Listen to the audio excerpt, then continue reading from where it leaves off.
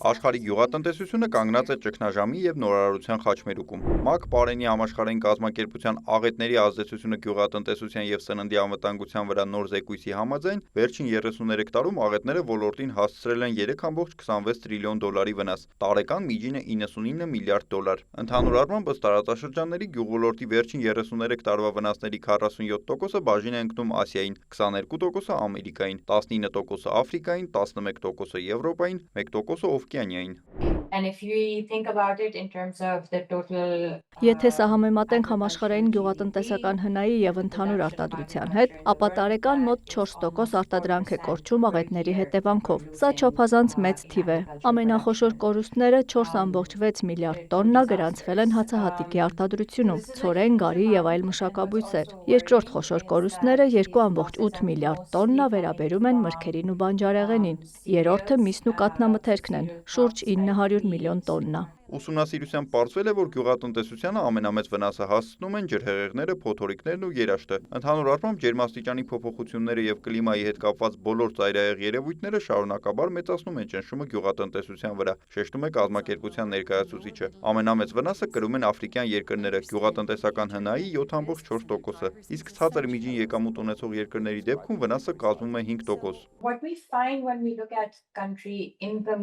Ամենաշատը տուժում են ստորին միջին եկամտային երկրները։ Սովորաբար պատկերացնում ենք, թե ամենախոցելին առավել աղքատ երկրներն են, բայց իրականում դրանց գյուղատնտեսական հատվածը փոքր է եւ ռիսկի տակ դրված ակտիվները քիչ են։ Իսկ ստորին միջին եկամտային երկրները ունեն ավելի զարգացած, բայց դեռ բավարար պաշտպանական մեխանիզմներ չձևավորած գյուղատնտեսություն։ Բարձր եկամտային երկրներն ունեն ավելի հզոր պաշտպանության համակարգեր, վաղ նախազգուշացման վերականգնման մեխանիզմներ, պետական աջակցության ծրագրեր, ուստի նրանց կորուստներն ավելի քիչ են։ Գյուղոլորտի կորուստն օրական մեկ անձի հաշվով գնահատում է 320 կիլոկալորիա։ Զեկույցն ուսումնասիրել են նաև հայ մասնագետները։ Նշում են, աղետներից Հայաստանը եւս զերծ չի մնում։ Հայաստանի Հանրապետությունում շատ դիտվում է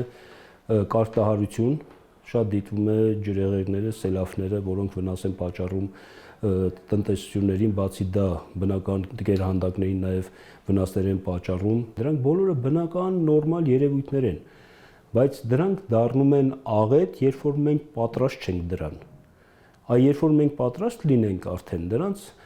մենք քիչ խոցելի կլինենք բնական աղետների հետևանքով առաջացված վնասների։ Զեկույցում երկրներն առանձնացված չեն, սակայն համաշխարհային կազմակերպության ներկայացուցչի խոսքով Հայաստանի պես զարգացող երկրները պետք է ավելի շատ բարելավեն իրենց դիմադրողականության կարողությունները գյուղատնտեսությունում։ Իսկ ինչպես բարելավել։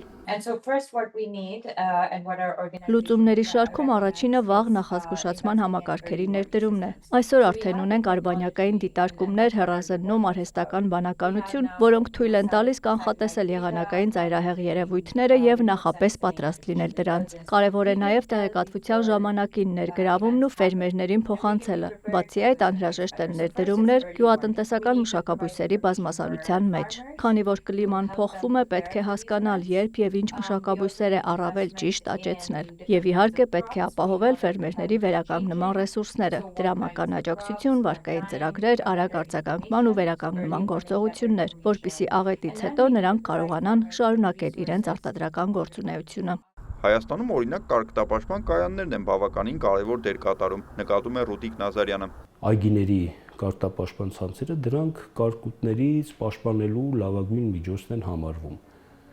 Եվ ըստ այդմ կան պետական աջակցության ծրագրեր, որոնցից կարող են տնտեսավարողները օգտվել, նույնիսկ կարգտապաշտպան ցանցերի արտադրություն կա Հայաստանում, եւ մենք ունենք դա, այսպես խնդիր չի, ուղղակի պետք է ճիշտ կազմակերպել տնտեսություն եւ օգտվել այդ գործիքներից։ Զեկույցը նաեւ պարզում է, որ ծովային ջերմային ալիքները 1985-ից 2022 թվականներին 6,6 միլիարդ դոլարի վնաս են պատճառել, ազդելով համաշխարհային ձկնորսության 15%-ի վրա, սակայն ոլորտի կորուստները մեծ մասամբ անտեսանելի են մնում, թեև դրանք ազդում են 500 միլիոն մարդու կենսապահովման վրա։ Նիկոլայ Ավետիսյան, Մհեր Կիրակոսյան, լուրեր։